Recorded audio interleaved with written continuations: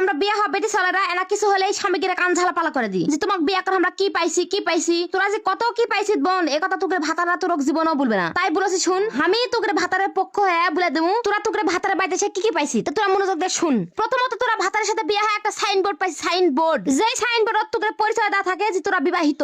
এই সাইনবোর্ড লিয়া কোনো জায়গা যদি যাইস কেউ যদি তোকে জিজ্ঞাসা করে তুমি কার কে তখন তোরা সোজাই বলবো আমি অমুকের বউ তোর নাম দিয়ে তোর কোনো পরিচয় নাই। ভাতারের সাথে বিয়ার পরে ভাতার তোর এই পরিচয় পত্রটা দেয় তারপর ওই যে ভাতারের বাড়ি যত কাম এই দায়িত্ব সব তোর যত দোষ সব তোর। তুই একটা বাচ্চা পয়দা করবো বাচ্চা মানুষ করবো কিন্তু বাচ্চার অসুখ হলে দোষ পাবো তুই অবশ্যই তুই সংসার যত অমঙ্গল সব দোষ তোর। তো পাওয়ার আর কি আছে তোকে মনে হয় এত কিছু পাইছিস ভাতারের বাড়িতে সে তাও তোকে মন ভরে না। তাহলে শুন আমি আরো স্পেশাল কিছু পাওয়ার কথা মনে করে দিচ্ছি তোকে অনুপস্থিতিতে তোকে শ্বশুরবাড়ির যে মিটিং গুলো হয় ওটা তোর নামেই হয়। তুই একটা সেলিব্রিটি তুই ভাতার সাথে বিয়ে হয় তুই একটা সেলিব্রিটি হয়ে গেছিস তোকে ভাতার তোকে এত বড় একটা সেলিব্রিটি বানালো তাও তোকে দুঃখ ফুরাই না মনে যে তোর ভাতার সাথে বিয়ে হয় তোরা কি পাইছিস। তাহলে শুন আমি বলেছি আরো শুন তোরা ভাতার নামক একটা কলার গাছ পাইছিস কলার গাছ সেই কলার গাছের কাছে তোরা যতই মনে দুঃখ কষ্টের মা বোনের নিন্দা কর তার আত্মীয় স্বজনের নিন্দা কর সেই কলার গাছ কোনো উত্তরই দিবে না।